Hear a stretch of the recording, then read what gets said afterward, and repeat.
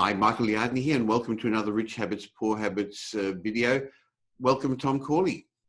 It's good to be back, Michael. Now, Tom, I read something that you wrote a short while ago that was pretty controversial, and I'd like to get some better understanding of it, because what I read from you was that your suggestion was we're all hardwired to be miserable. Now, that was a bit of a punch in the gut, but I think you said a psychology professor did a study and said we're hardwired for unhappiness. What's all this about?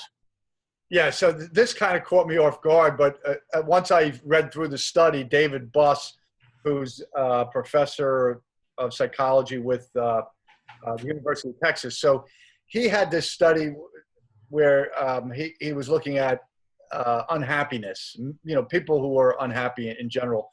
And what he found was, through his background in psychology and neurology, was that we are hardwired, meaning we are born to be miserable and unhappy. Now, you might say, well, I disagree with that. Well, before you say that, let me explain why we are born that way. You see, we happen to be the most successful species on the planet. One of the reasons we're the most successful species on the planet is because we're always striving to improve and to better ourselves. We have this itch, that's this scratch that we just can't scratch enough, and it's unhappiness. Our brains are hardwired to be put us in a state of constant agitation. We have these moments of happiness, and here's an important point. They're moments because through evolution, what I guess the human fabric, the way that it is,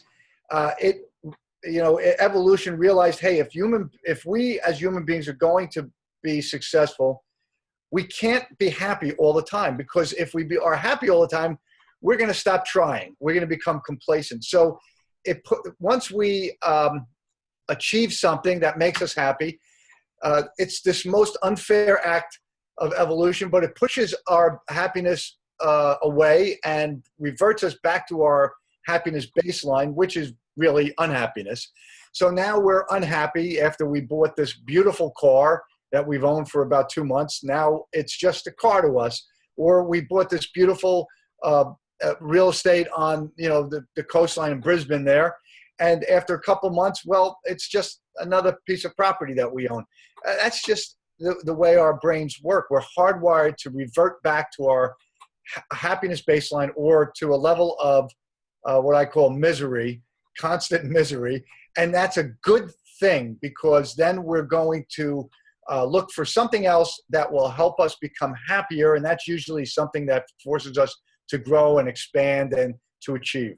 That's interesting, Tom. I hadn't realized that before until you brought this up. So really, if we were always happy and comfortable, we'd pack up our tents and stop trying to improve. But being hardwired for unhappiness is why we compete, why we chase dreams, why we go to college, why we want to start a new business, why we're prepared to sacrifice something to get a better future.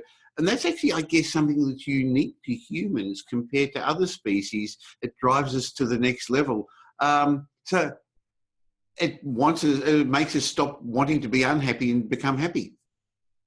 Yeah, I mean, it's actually, if you think about it, it's probably a blessing in disguise, because, we're all chasing moments of happiness, and they truly are moments.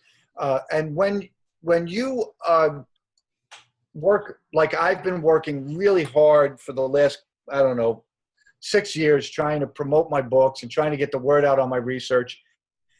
And it's mostly feels like I'm pushing a ball uphill.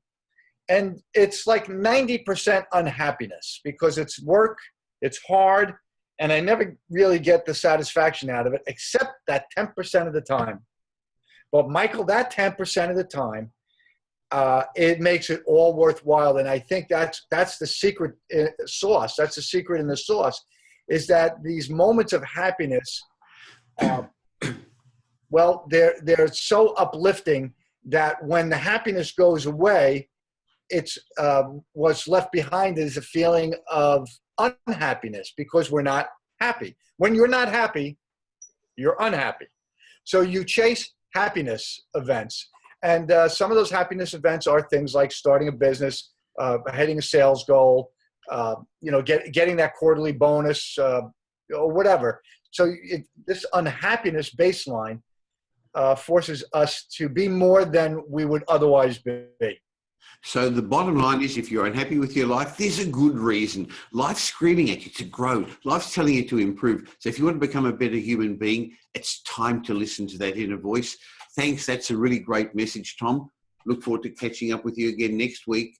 And if you got some benefit from watching this video, why don't you please pass it forward, share it through YouTube, through Facebook, or through social media, or if you're watching it on our websites, please pass it forward again. Thanks, Tom. Look forward to catching up with you next week. In the meantime, stay happy. I will stay happy, Mike. I'm always happy when I'm on with you.